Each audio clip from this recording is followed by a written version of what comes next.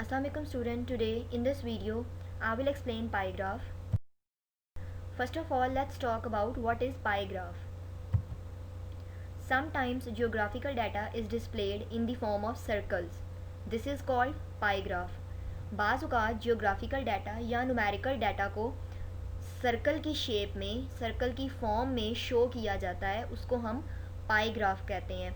Students, like in line graph you have to show data through lines, and in bar graph you have to show data in the form of bars.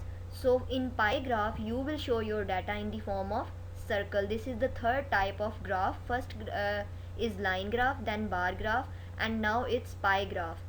So all the three graphs have different things to show the data. In line graph we show data through lines, in bar graph we show data through bars, but in pie graph we show data in the form of circles. In pie graph, 360 angles of a circle are divided into different sectors with the help of formula. Pi graph में 360 angle के एक circle को divide किया जाता है different sectors में एक formula की मदद से. पाई ग्राफ बेसिकली पाई का मतलब होता है स्टूडेंट सर्कल, और एक जो सर्कल है वो 360 एंगल्स का होता है. मतलब एक जो हम सर्कल ड्रॉ करते हैं उसके अंदर 360 एंगल्स होते हैं. एंगल्स का आपको पता होगा, आपने मैथ्स में पढ़ा हुआ है एंगल्स के बारे में. तो डिफरेंट एंगल्स होते हैं, एक सर्कल के अंदर 360 एंगल्स होते हैं.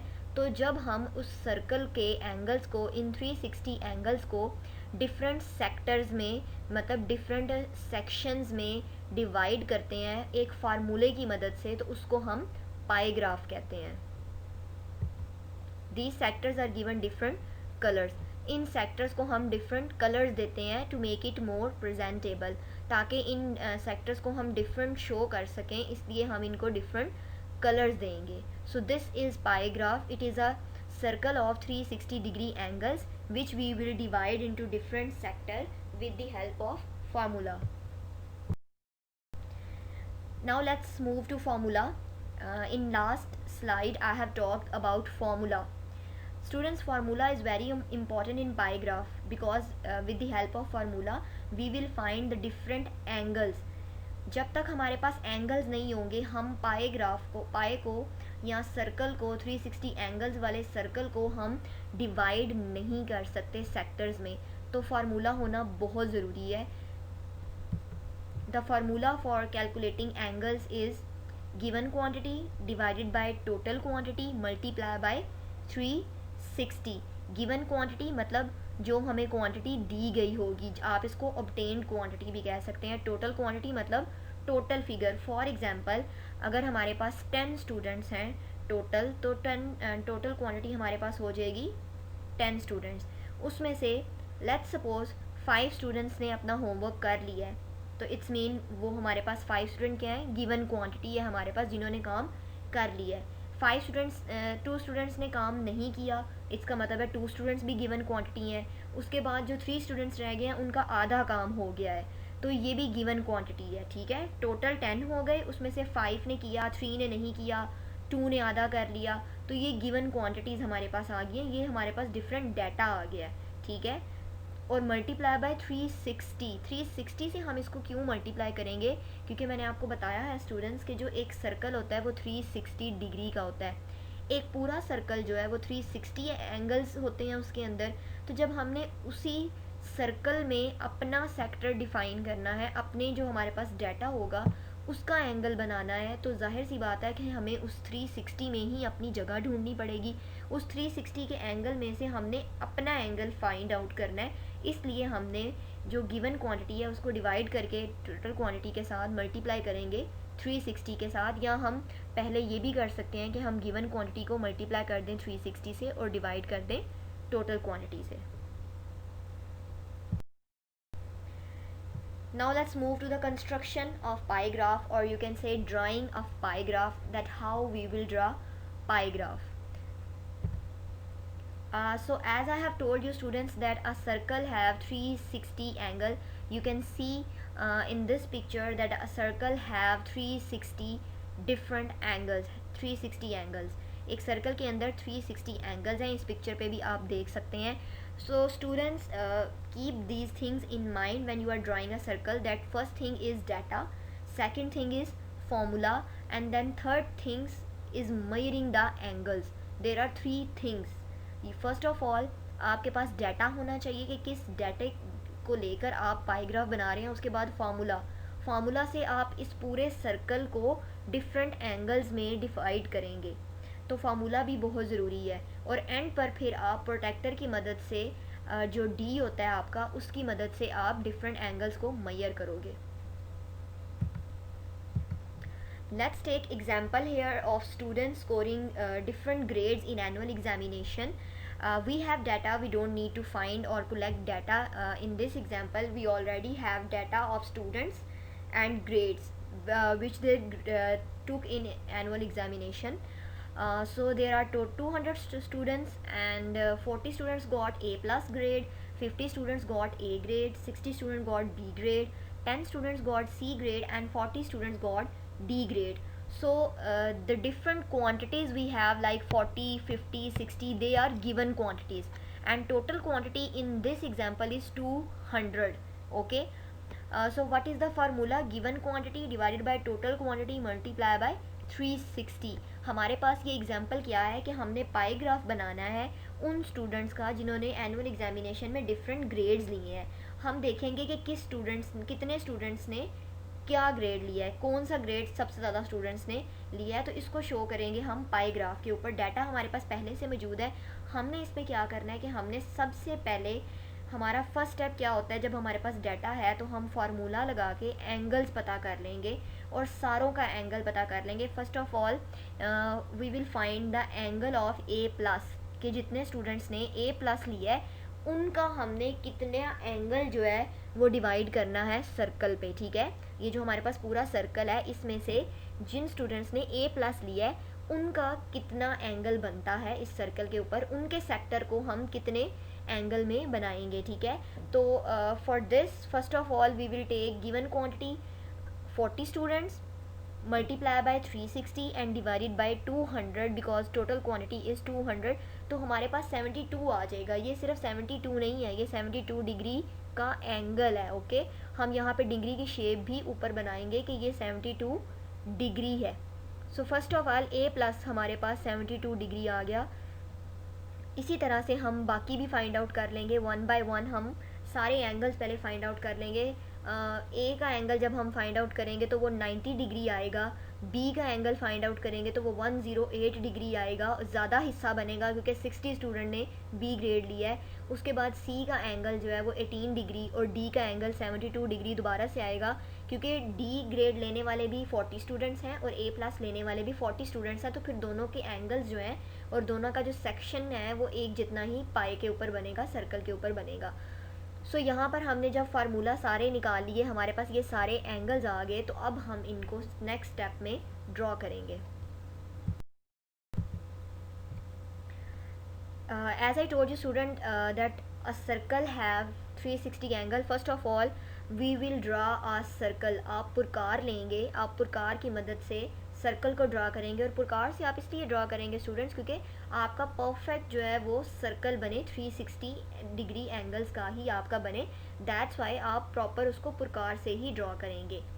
First thing what you have to do is dividing a circle into 2 halves. आपने इसको 2 हाफ्स में करना है. लेड पेंसिल लें, एक स्केल लें और इस सर्कल को हाफ़ कर लें. आपने बिल्कुल इसको हाफ़ करना है. ये नहीं कि एक साइड पर ज़्यादा हो एक साइड पर कम हो, आपने इस सर्कल को हाफ़ करना है. और हम हाफ़ क्यों करेंगे स्टूडेंट्स?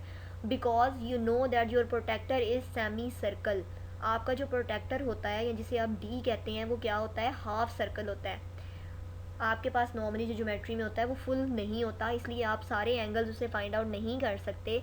दैट्स वाई आप डी लेंगे और उससे आप ये जो है फाइंड आउट करेंगे डिफरेंट एंगल्स को. तो इसलिए आपको हाफ़ करना पड़ेगा ताकि आप हाफ़ सर्कल के ऊपर उस प्रोटेक्टर को रख कर आहिस्ता आहिस्ता एक एक करके एंगल्स जो है वो फाइंड आउट कर सकें. बिकॉज आपका जो प्रोटेक्टर है स्टूडेंट्स वो हाफ सर्कल भी हम उसे कहते हैं, वो हाफ सर्कल को मेजर कर सकता है. That's why we will first of all we will draw a circle, then we will make it half. See in this picture, after making it half, put your protector on the line, mid line. जो आपने इस circle को half करने के लिए दरमियान वाली line draw की है उसके ऊपर बिल्कुल अपना डी रख दें. आपके प्रोटेक्टर के ऊपर भी ये 0 डिग्री पर एक लंबी सी लाइन आ रही होती है, पॉइंट बना होता है. इस लाइन को उस लाइन पर रख दें जो आपने लेड पेंसिल से ड्रॉ की है खुद से. ओके, अब हम सबसे फर्स्ट एंगल जो है वो ड्रॉ करने लगे हैं. तो फर्स्ट एंगल पिछली एग्जांपल में हमारे पास क्या आया था, 72.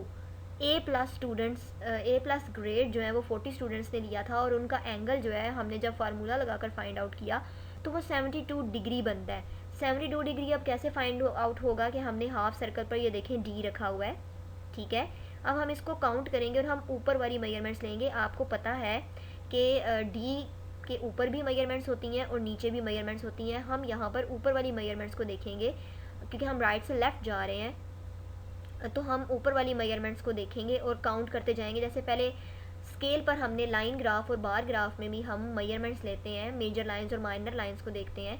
तो इसी तरह आपको पता है कि इन मेजर लाइंस के अंदर जो है वो छोटी लाइंस भी बनी होती हैं जो कि बाकी के यूनिट्स को रिप्रेजेंट करती हैं. तो हम इससे देखते जाएंगे. जैसे first of all there is 0, 10, 20, 30, 40, 50, 60, 70.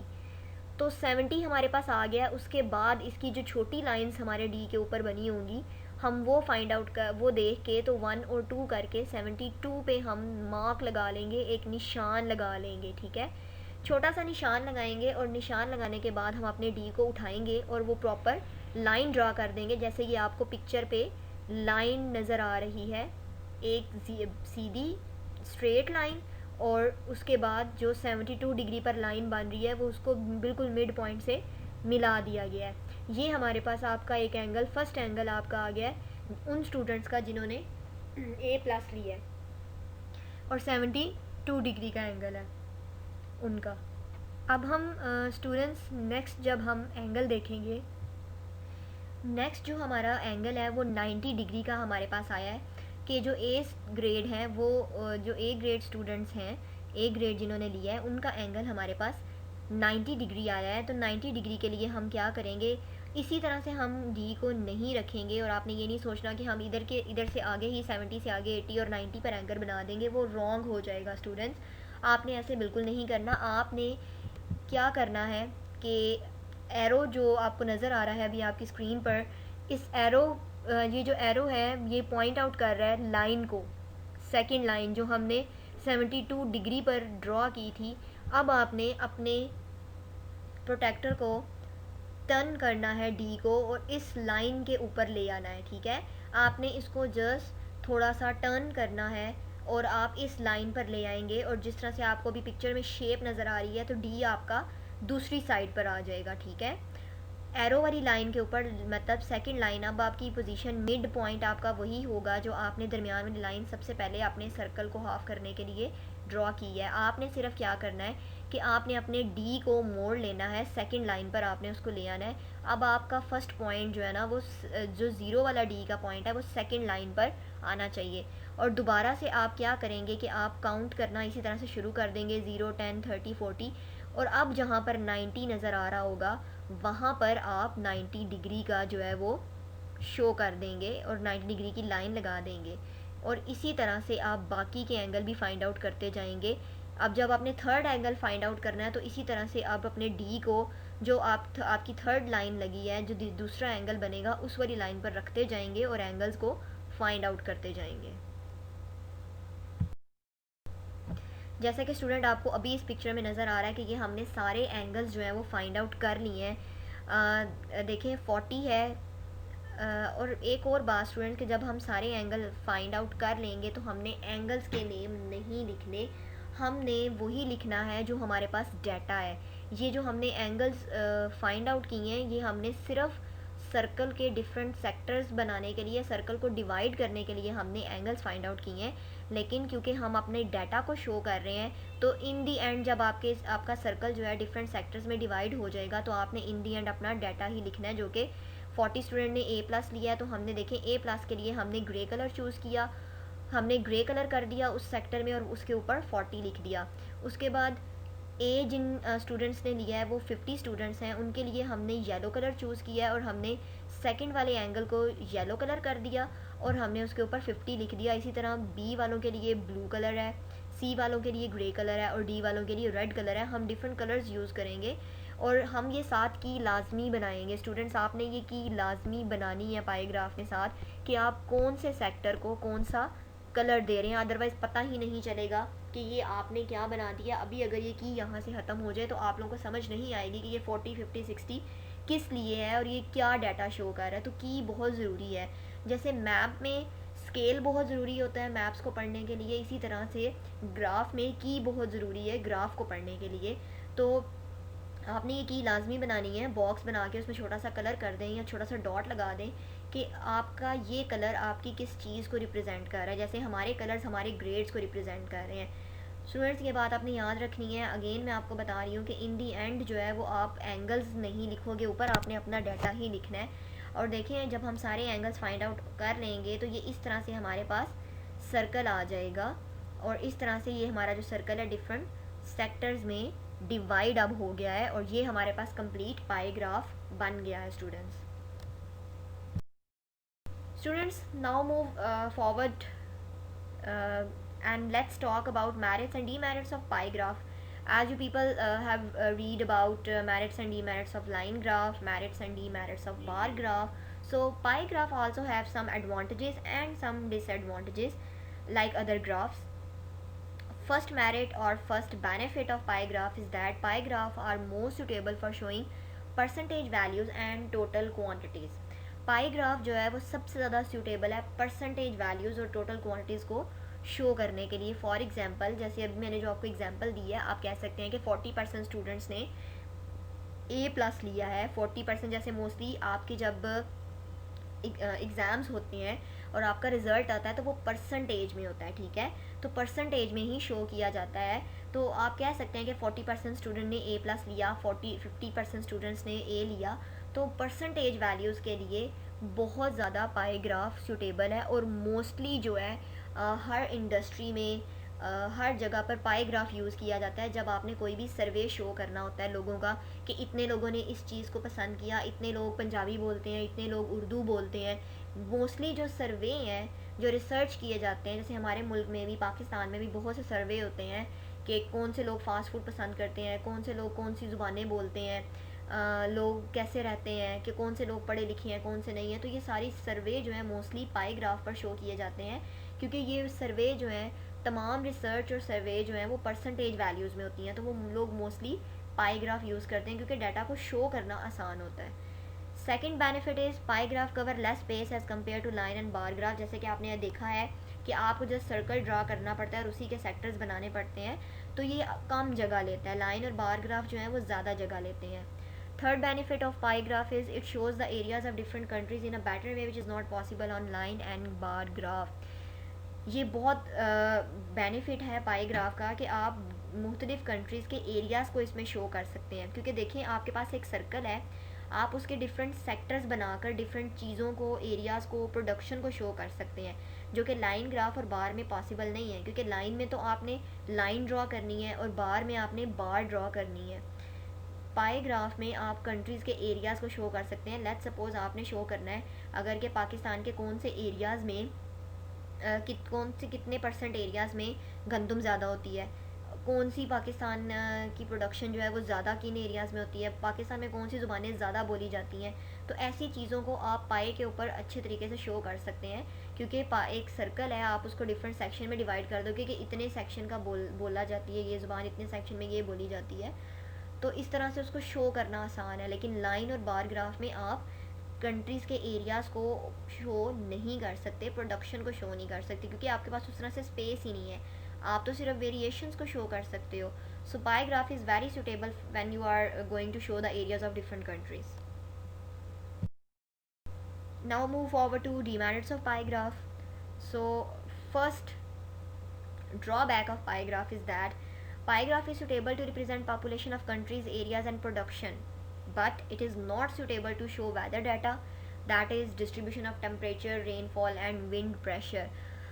देखें, पाईग्राफ तो बहुत सूटेबल है कंट्रीज़ पॉपुलेशन के लिए, एरियाज़ के लिए और प्रोडक्शन के लिए, बट ये सूटेबल नहीं है वेदर कंडीशन के लिए, क्योंकि स्टूडेंट्स आपको पता है कि वेदर में वेरिएशंस आती रहती हैं, एक दिन के अंदर भी, बल्कि 1 आवर के अंदर भी वेदर बहुत ज़्यादा चेंज हो जाता है।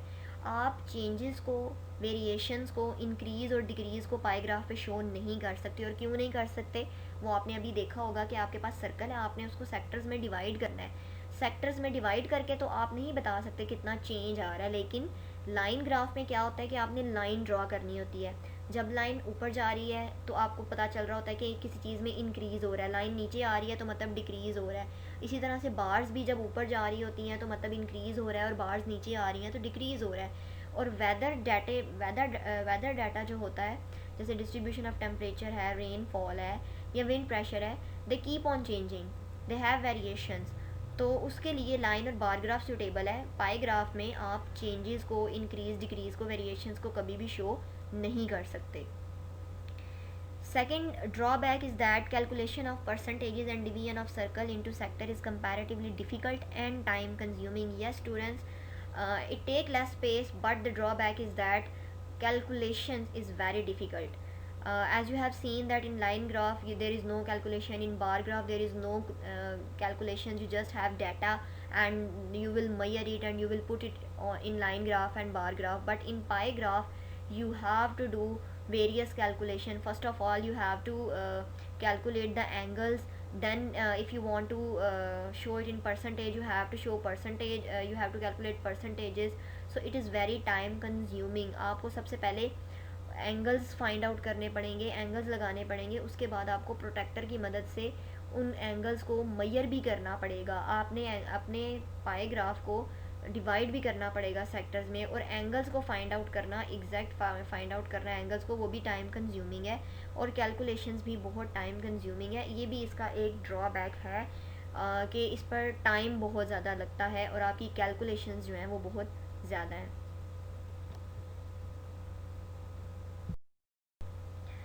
I hope students you find this video informative. Thank you.